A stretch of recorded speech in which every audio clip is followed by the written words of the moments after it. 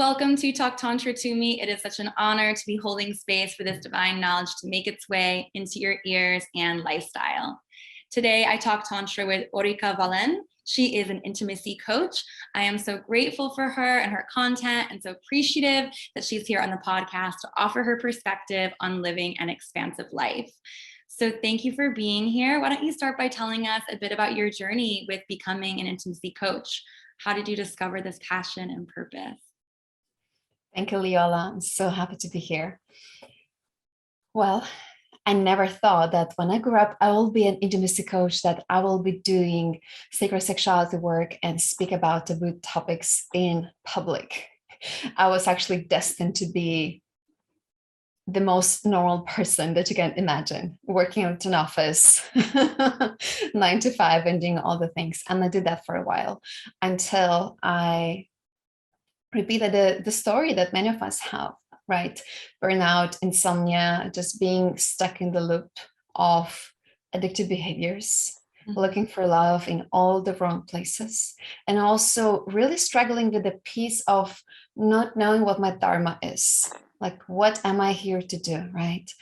I speak multiple languages, so very often I would get all kinds of jobs just through languages. So I will not share maybe here unless you need me to, the things that I've done that led me here. But I've tried the whole spectrum of possibilities so that I could know I just can't do it. There's just no way. And I reached the bottom in my early 20s or so, where I just could not sleep.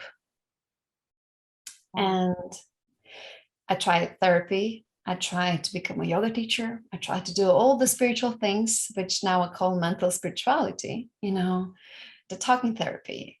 It was nice. I realized that it's okay to be angry, but they didn't teach me what to do with my anger, right? Mm-hmm. Then I tried to meditate my emotions away when I was a very spiritual woman teaching yoga, at a yoga center. That did not work either.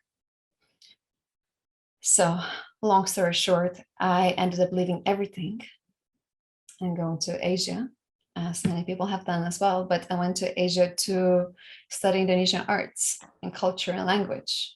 And you know what?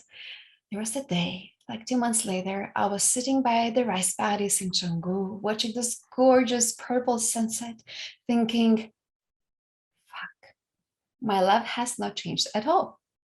Once again, I changed the circumstances and I just dragged with me my baggage of beliefs, stuck emotions, addictive behaviors, looking for love again in these emotionally unavailable men and doing all the same things.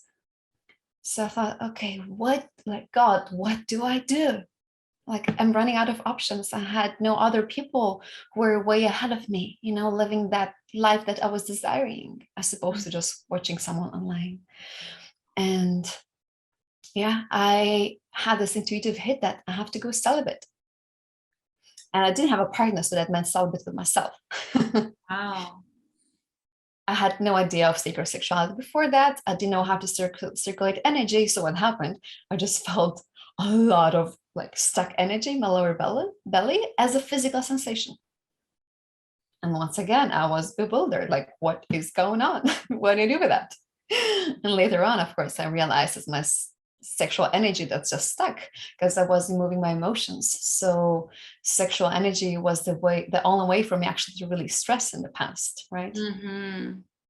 And so there I was, confused. And thank God I met some people who taught me how to move energy through breath work. And I have a very strong inner warrior, so just committed myself fully to doing that for a few months.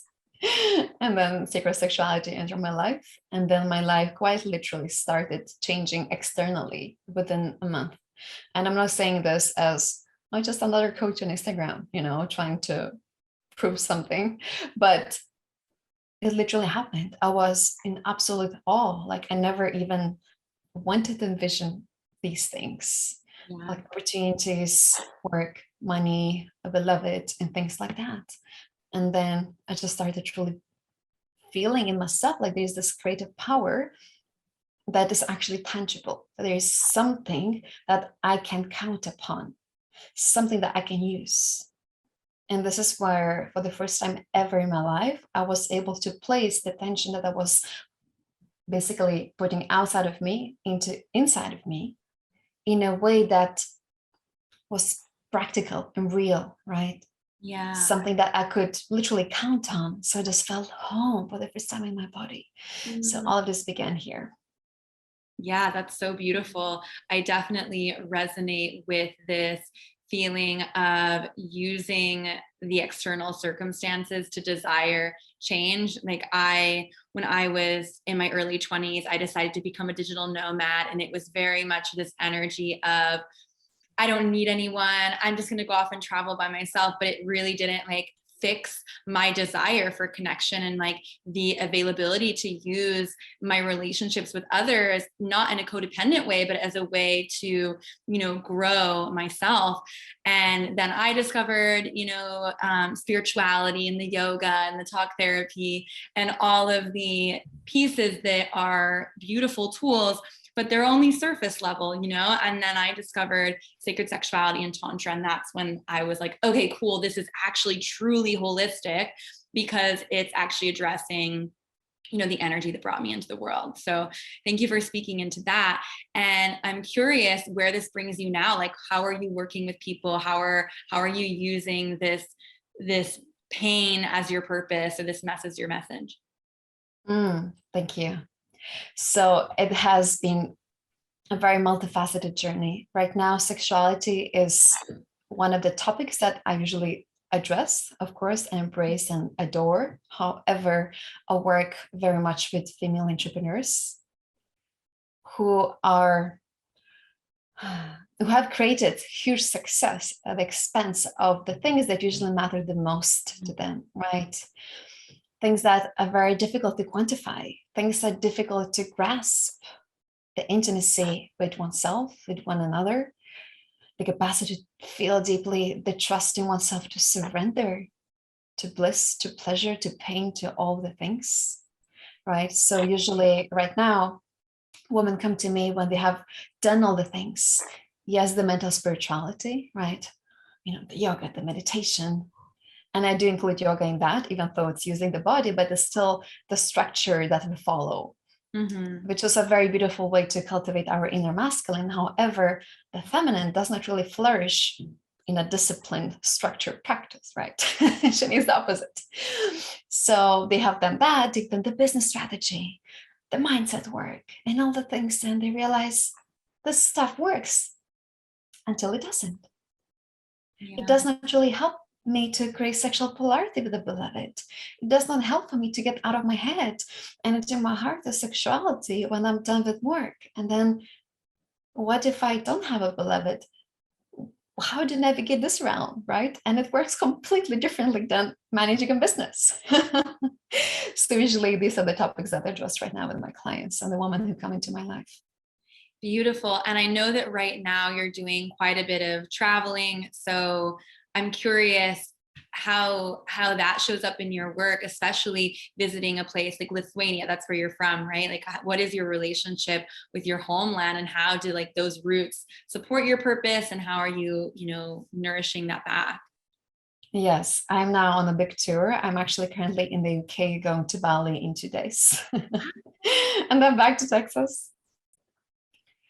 Yes, I left Lithuania 16 years ago. And Anna, I have had like a love and hate relationship with that place.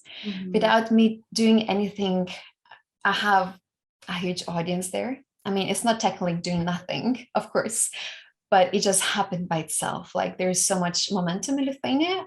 And yeah, I've just had a bunch of sold out workshops. I usually run their very, very big programs.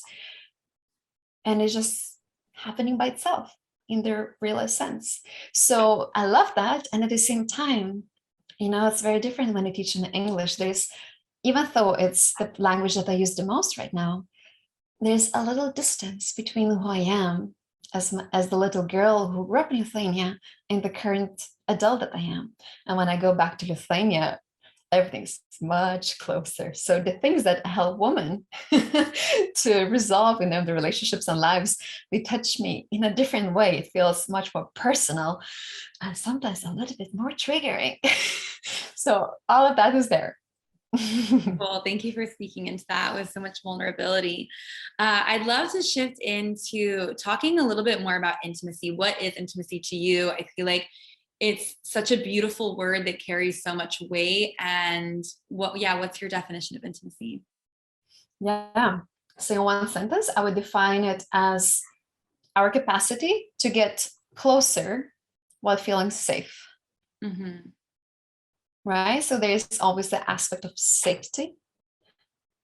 And safety for me is being so deeply anchored in my body that I am self-sourced and that I can stay in the intensity of my experience without disconnecting. Right? So I can feel my pleasure, my pain, my longing for love, even my neediness, all the things, right? And stay in that and let it vibrate through my body without disconnecting, without attacking, without leaving my body, just being in that intensity. So that is safety for me. And so with all of this beautiful human experience, I create a connection with someone else. That is intimacy in relationship to someone else. But of course, it is firstly anchored within my own safety and intimacy with myself. Yeah, absolutely. I love that you are touching on that piece of this self-sourced intimacy.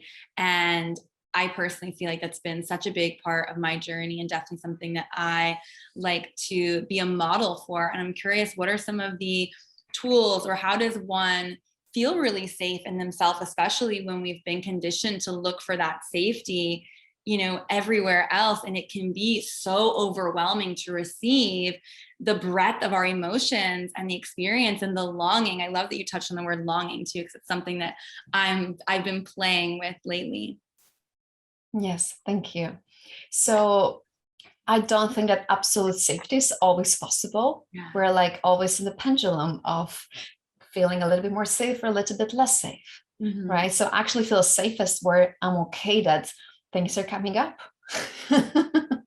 Right? So maybe my nervous system is in a bit of a shock, but can I be with that? And am I equipped enough? Am I embodied enough actually to know what to do with that? Right? So for me, safety is both staying very rooted in my body, which is a lot of like traditional like sensation tracking, Mm-hmm. learning how to map my body, not just physically, but through sensations and all the expansions and contractions. And this is the language of the body. And also the emotional safety, Mm-hmm. which is always like, how deeply can I lean into whatever is coming up for me?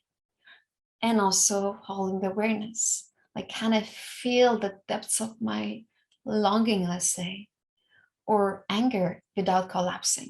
Mm-hmm. And there is, speaking in tantric terms, this is the inner union between the inner masculine and their feminine. The feminine is feeling the rage, and the masculine inside of her, he is holding her in the stillness. So it's both, right? And I know we're going to speak about relationship work. So this is the very, very foundational, primary, let's say, brick of the relationship work. Yeah, absolutely. I feel that there's this misconception that once you go on this healing journey, or you, especially if you're a professional in this space, that you've got it all figured out and you never have the messy longing, anger, all those things, when in reality you do. In fact, you have it more potentially because you're actually allowing yourself to feel it. It's that now you have the tools and you're able to work yourself into fully feeling it faster, and then get to the other side where you get to be a conscious creator much sooner, is how I feel. Do you resonate with that? Or? Absolutely. I think this hyper positive thinking has created so much harm. And yeah, just being always happy, or seeing people on Instagram who seem to have it all and they just never have emotions that are not pure joy and pleasure. Like, it's just BS and it's a lie, right? So I personally feel like, how wide can I go into all of my spectrum? Mm-hmm. Could be emotionally, could be archetypically. Yeah. And this is my happy place where I no longer need to disown my little girl who sometimes feels insecure, or my angry bitch that's annoyed by something. It's like, that's also okay, right? There's just so much more freedom and relaxation within me where this is not better than that. Yeah. Right. And very often this is such a huge permission slip for a woman, because we are cyclical beings, obviously, and we are oceanic, and things are moving, not weekly, sometimes not even daily, but hourly, and even more often, right? Yeah. And once you know how to navigate your oceanic waves, they move so fast, right? Yeah. I rarely have like a moody bad day that lasts the whole day. Usually it's so fast, it comes and goes, and that feels Yeah. amazing. Yeah. Or you learn how to, for me, it's like learning how to channel that into something really powerful. Like I'm in my luteal premenstrual phase and feeling like a lot of things. And it's, first of all, like having the awareness of this is where I'm at in my body. This is what is happening. So it makes total sense. I'm not going to, when I'm in this wave, I'm not trying to jump into the next wave. I'm allowing myself to ride with it, which means, giving myself space for softness, the permission to rest, the permission to watch the movie and cry, and using it as an opportunity rather than as, something that we're fighting against. Like I feel like we're conditioned to try to swim against the current of our bodies, or the swim against the waves, and it's not super productive for us in these feminine bodies. So yeah. That is so true. And again, I will bring this back to feminine leadership and being a female entrepreneur, right? Because it looks like we have transitioned into this space where we manage a team, we have our own schedule, we're creating legacy building movements and businesses. It's incredible, right? And yet, many of us have still dragged on the patriarchal baggage that says, you have to work even if you're bleeding. You can't cancel your podcast interview, Yeah. even if you're burnt out, or that, yeah, the external metrics are so important, and it doesn't matter how you feel when you reach towards them. Like all the things that many of us have brought from the corporate times, right? That's still there. So really start for the world where we refine that as well, because our clients, our offers, the world, like they feel that. Yeah. And this is a challenge because often we are the very first woman in our families to do that.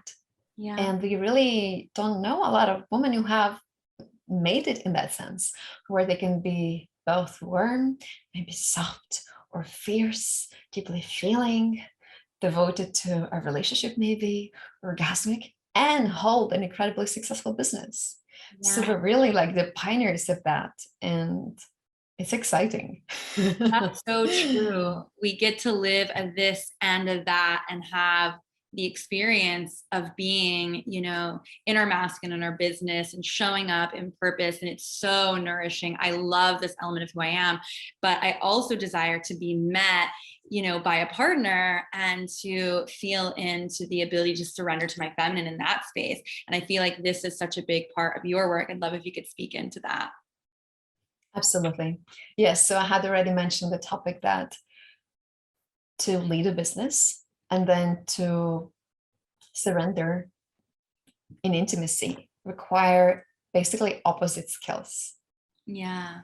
Right. And of course, not all women identify more with the feminine energy. But in this case, I'll speak more, suppose a woman feels more natural in her feminine essence, right? So when we work during the day, we have to hold like a long-term vision, a direction, a structure, accounting, and all the things that we have to track. Like my feminine, if I'm in my feminine, I hate tracking things. That feels exhausting. But when I'm in my masculine and I'm working and crushing it, I'm like, yeah, what else can I track? What else is there in my vision to hold? And then at the end of the workday, I have a choice. I can still stay in that energy, which I love. Like I have deeply cultivated my masculine as well. Mhm. Often in the past, like the unhealthy masculine, when I was working in the office and the corporate and all of that, I think now my inner guy, he's quite legit. And yes, at the end of the day, it's my intentional practice to transition back to my natural essence where I feel most home, which doesn't take me any effort to be in, right? And that is my feminine. And also, I am in a beautiful relationship with my beloved, and we live together. So in the evenings, I love being in my receptive mode. He's very masculine. He's got a very strong sense of leadership, direction. He loves just like holding us and initiating. Yeah. And it feels quite natural for me to be in the opposite energy. However, if I'm not intentional about what happens before work, when I work, and after work, and it's very difficult for me to come back to into my soft body. Yeah. So conscious intimacy or sacred intimacy requires so much intentionality.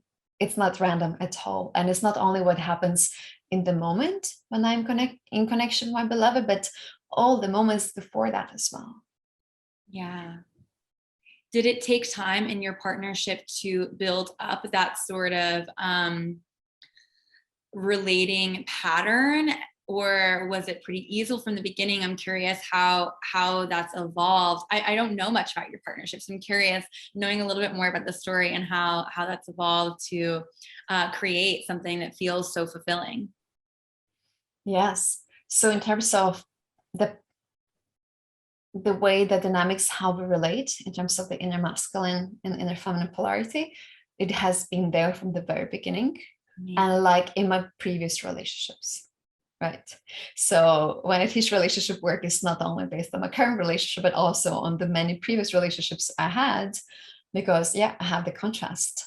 And yes, in my past relationships that were maybe not so compatible, it was much more challenging to create this level of intentionality and polarity, right? Because there was often more processing or more like emotional noise that we had to move through first before we could play with the deeper energetics. Yeah. What does that look like? I feel that this is something that I've deeply experienced, even to the point that for me in past relationships, I found myself dating really much more energetically feminine men be in this because I felt safer in some of those circumstances because I felt safer to be in my masculine and them to be in their feminine, but it wasn't actually what I really wanted or desired. It just was that I didn't feel like I had the right person, or I wasn't even capable of understanding what was happening. And I feel that I've since moved through that, and I'm still working out the kinks. So how do you know if someone is truly compatible for that sort of relationship, or how do you make that transition, I suppose? Mm-hmm. Well, there's so much I could say about that. Yeah. But firstly, when it comes to making that transition, I had multiple relationships in the past that are exactly what you shared, right? I certainly looked very feminine. I was wearing all the beautiful dresses and doing all the things, but my energetics were very armored, right? I was very focused on my work. I was working until late. I could not fully surrender. I could surrender sexually. That always kind of felt easy, but when it came to my heart, the vulnerability, the most tender parts, they were not so fully accessible, right? And also my partners were, just making meals at home while I was working. And actually the time it was perfect. Now when I look back, it was actually, kind of made sense and it's okay, right? However, my last relationship ended also because of that reason. I was truly practicing to be my deeper feminine, my devotional feminine, and that person was not fully receptive. And it's funny, like that was the pivotal moment because I was so aware of all these polarity practices and all the things, but they were not fully working. They're working to some extent, but it just felt like work actually. Mm-hmm. It was not so much fun. And for me, that was a sign of incompatibility. And when it comes to compatibility, this is such a huge topic and so important to me, because I don't believe that love is enough. I wish I could say the opposite. Yeah. Love is not enough to make a relationship work. Right? And we do have to dismantle this Disneyland castle that says, if the honeymoon is amazing, everything's just gonna work out. No. So when me and Kevin met, we were very realistic about what we want, what we don't want. Actually, on the first date, I just laid everything out. And it was great. And also, I was not creating any demands or requests. I just simply shared it, my heart completely open. This is where I'm at. This is what I desire. And that's it. And I would love to share a little bit more about compatibility so that people have something to come back to, right? So the way I look at compatibility is, imagine we have 3 energetic centers, which is our sex or animal, our heart, and our consciousness. And so you want to have all these centers on board. So sex is like what turns you on. Does this person really turn you on? Does he have these qualities?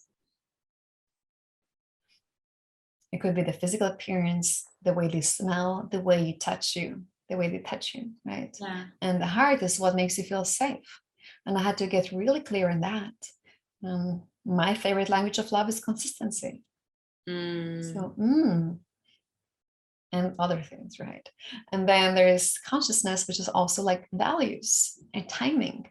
Are we on the same page in life? Yeah. Like right now, not in 10 years. Do we have the same spiritual practice, shared friends, views on money, religion, right? Yeah.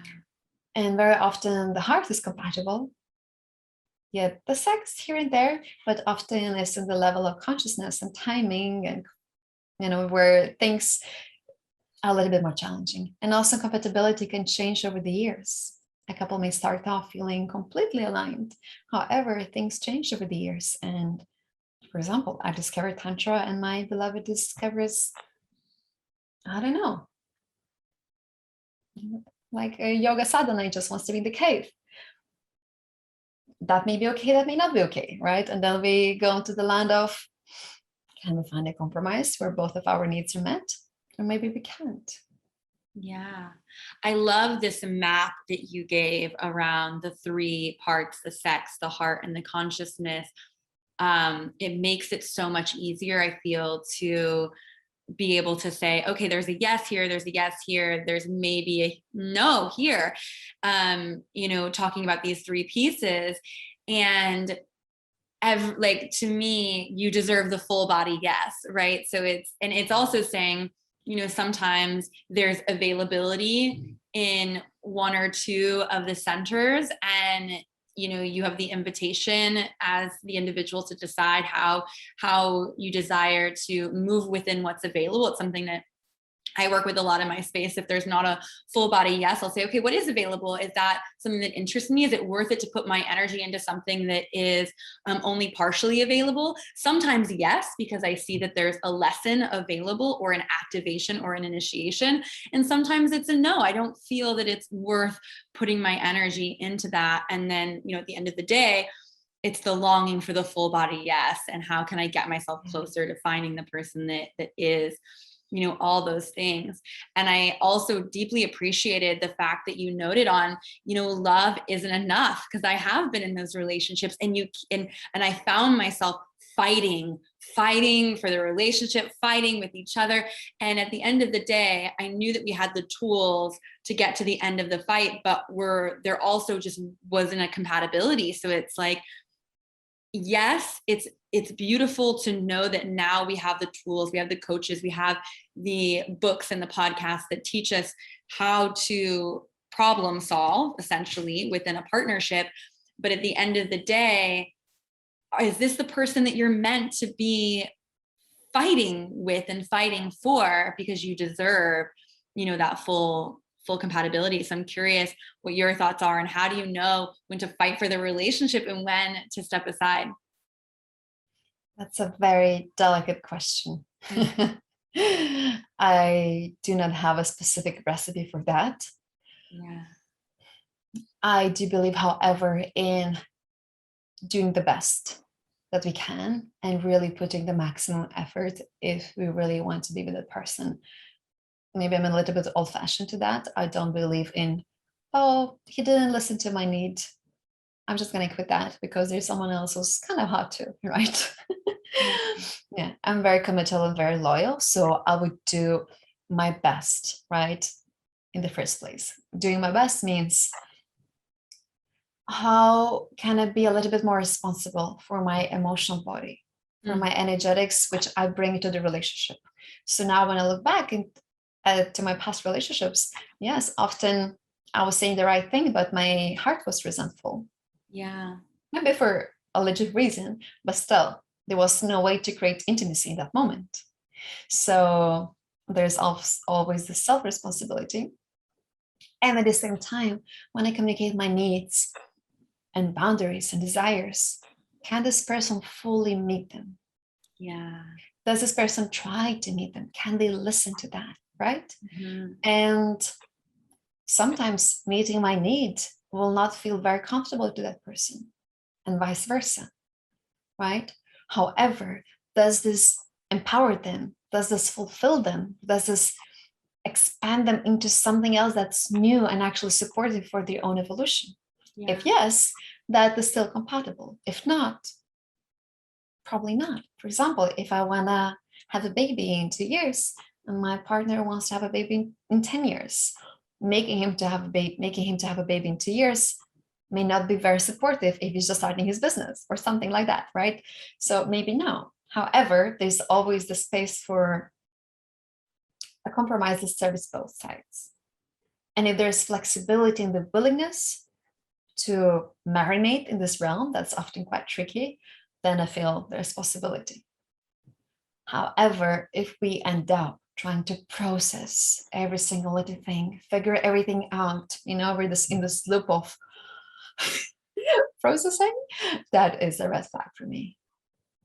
Yeah, I love that you spoke into this piece on making the commitment to keep showing up and growing together, because there is this element that, when you're with someone that is, truly compatible, and it is really worth fighting for, and there's an argument and it's this immediate feeling of like contraction, I'm going to step out. What ends up happening is, if you don't deal with your shit in the relationship that you're in, you're going to take it into the next relationship. So, and that's where we start to see the patterns show up in our relating style.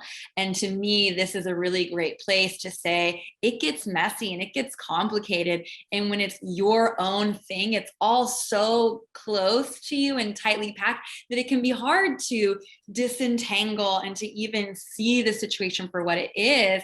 And that's where having someone like Orika or myself or some other professional to help you mirror what's happening and get a little bit more clarity is something I recommend. Also things like journaling and meditating and just sitting with the experience as well.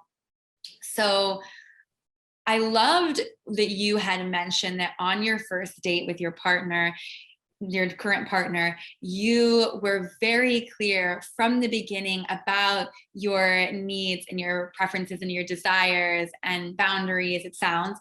And this is something that I feel so many women are terrified to do because they don't want to come off too strong, and we're quite conditioned to become what the man wants rather than just claiming what we want. So I'd love for you to speak more about how that felt for you, and also how you built up the courage to do it and what that actually looked like.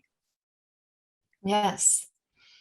Yes. So when we shared about my desires and my preferences, it was not the full conversation where I speak about my boundaries and my specific needs. We didn't go that in detail, but I shared that, yes, what I desire is a committed partnership and not having a casual lover, because I never wanted a casual lover ever, actually.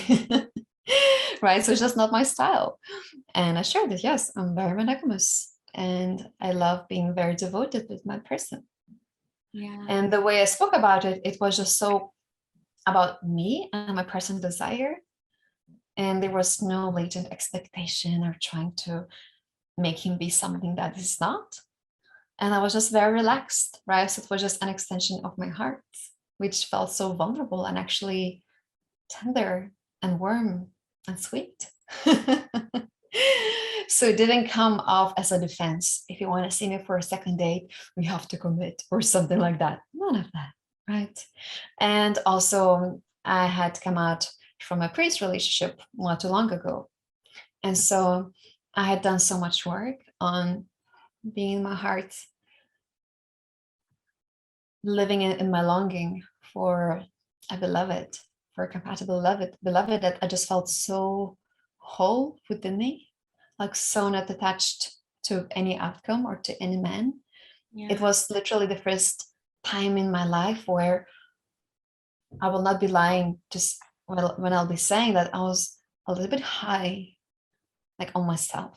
I was very happy, very full, very connected to my body, like in momentum, right? So whatever shared with him just came from such an overflow. It actually just invited him to, can I taste that? That sounds really delicious, you know? Yeah, absolutely. I love this piece on recognizing it wasn't coming from a place of desperation. It was from a place of pure clarity and love flowing from the heart. And it is such an empowering way to approach relationships, because what can happen what has happened to me in the past and to a lot of people that I've worked with in the past is that they go on this date and they have this whole internal story of what they want and desire, and then they don't share it, and then they go on this yummy date and they're projecting all of this desire onto this person without the other even knowing. And it depends on the dynamic and it depends on the other person. But often what I've witnessed happening is that then you get into this space of creating a lot of internal story about how this relationship is going to evolve, when the other person might want something completely different. And if you would just be really authentic and vulnerable with the heart about the desire, there's more space for things to evolve with clarity in terms of what both people are available for. And then you're not wasting your time and each other's time as well. So Absolutely. Yeah. Yes. For me, it all comes down to self-worth, right? Because when I truly know myself and I have felt my pain, my longing, my emotions, my anger, my desire, I feel like I know myself pretty well. Whatever will come up in my emotional map will not be a surprise.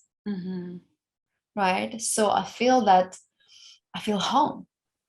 And there's a space where every single woman can cultivate, where she knows herself, not conceptually or mentally, but through the deeply felt sense. Yeah. And that changes our self-worth completely. Because if I know who I am, what I am, I no longer need to define myself through my relationships or through the man I'm seeing in front of me on a date. Yeah. And there's just so much more space for me to say something silly or to be more authentic or to whatever, be more sensual, like whatever is coming through. And I'm just me. And I'm no longer really dependent, whether he likes me or not, to just have fun or be expressed the way I feel myself. Yeah, I feel that this is like the answer to one of the questions that I had, which was what do you need to be to call in the sacred beloved, which is really just being yourself and being really in a space of loving all that you are.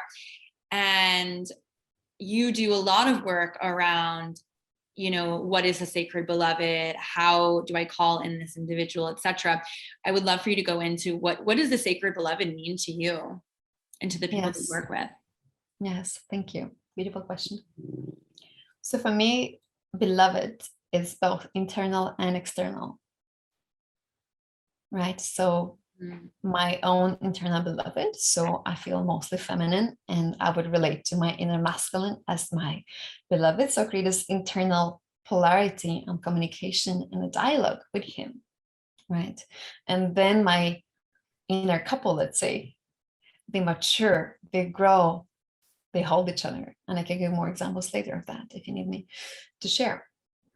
And then there's the external beloved. How do you relate to, for example, to romantic beloved?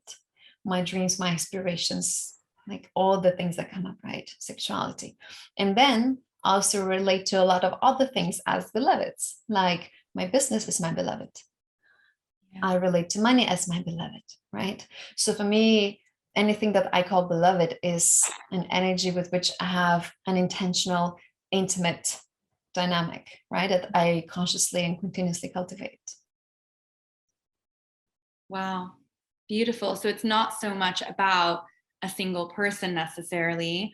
It's the relationship with the self, and then how that relationship with self is reflected in, you know, external experiences and energies and individuals as well. Is that correct?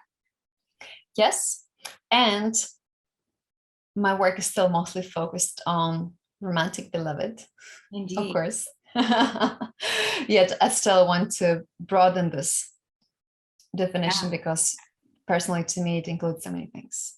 Yeah, I love that you did that. And I would love if you could maybe seduce some of us into that like idea of calling in the sacred beloved. Like what does that look like if someone were to go to, and we're kind of also coming to a little bit of a close piece. So I'd love for you to share a little bit about your work and what this looks like.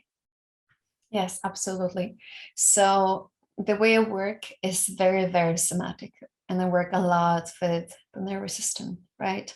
So whether it's one-on-one coaching or my group programs, the first part is a lot of healing work. And basically healing, rewiring the beliefs that live in our body, not just through journaling and affirmations, but through like the deep, deep somatic work. Yeah. And there we also use sexuality, because sexual energy is the biggest amplifier of what there is, right? So we also use sexuality as a healing modality.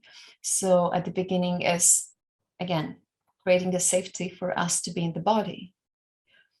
And through that, we do release a lot of pain. There is the resentment. The feminine resentment is real, and often is the energetics that most people can't see. Is the armor that is living around our hearts and just cages our heart and our longing, our warmth, like inside. And even though we look feminine, we do all the right things, we go on dates, but if the heart doesn't feel safe to be truly revealed, that's not going to work, in my opinion. There is the father wound. Often that is the most challenging piece for many women to move through, because that's the fear of abandonment. Right. And other things, right? And at the same time, we match the healing work, which is quite complex often, with pleasure. So I don't believe just in trauma work or just in pleasure work. I think they're incomplete separately. Right? Because lots of people just do catharsis and all the things, but like, what are you releasing and what are you replacing it with? But just pleasure often doesn't go deep enough. And then once the program is done, what do you do after? Just self-pleasure for 3 months and then what? Yeah. Anyway, so we do both. And then, of course, there's a lot of ritual space. There's a lot of communication space. Compatibility. What is your compatible beloved? Like getting really clear on that. Now we spoke about this for a minute, but what if we actually spend a whole session just on that? And who do you need to become energetically and also practically to have space for your beloved to come in? When I say practical, I also mean, do you have time? Are you just working all the time, right? So with some of my clients, we do the masculine cleanse, where, for example, they remove any sources of masculine energy romantically, externally, and they grow their inner masculine at the same time. Wow. Or I had a thought, but it slipped out of my mind right now.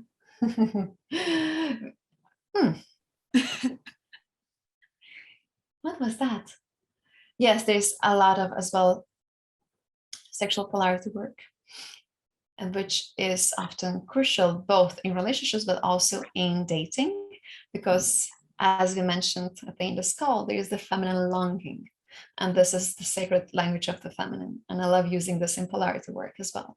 And the longing is that almost overwhelming desire for love, a desire to be felt deeply, to be held, to be ravished, to be pinned against the wall, to be worshipped as a woman, as a lover, right?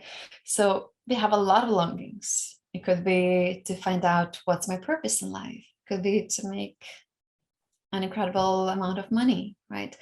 So we practice living in the longing. And there's a moment where the woman transcends the need to have a partner. It doesn't mean that she doesn't need or she doesn't want one, but it's no longer such a big deal. Yeah. And this is where the magic begins. This is like the level 2 where we get to play with the deep energetics, and it's magical, completely magical things happen here. I love it. It sounds incredible. So wrapping up with just last couple of questions here, one of which is a bonus question. I ask all my guests this. What awakens your eros? What turns you on? What makes you feel erotically alive? Beautiful program. Actually, I said program. Actually, I have a program erotically embodied. So it's just that. Yeah. What makes me feel most erotically alive? It's actually having the space to feel myself very deeply. Yeah. Because when I feel myself deeply, that could be emotions, that could be desire, that could be eros. And then it's pure mystery. Beautiful. And other things could be just feeling the desire of my beloved who just wants me, right? And also having the space where we can play with the desire before we actually make love, for example. And actually having my body very open and my heart very open. When it's fully open, I feel like the eros is just available. Yeah. Love it. Love this answer. Feeling it, receiving it. It's gorgeous. And where can people find or support you? What new things are happening? So I mostly hang out on Instagram at Aurika Valan. This is where I'm usually sharing beautiful wisdom on my stories, on my posts. Currently, I will be enrolling one-on-one clients for the fall, and also I will be running programs in September as well. Beautiful. And all of this will be in the links in the show notes, but thank you again for joining me today on the podcast. Thank you so much. It's been a pleasure. Yeah, absolutely. And also want to express my gratitude to the listener. Thank you once more for opening yourself up to the idea of the beloved and sacred sexuality and spirituality. With so much gratitude and love, have a sexy and spiritual day. And I'll catch you next week on Talk Tantra to Me. Ta-ta.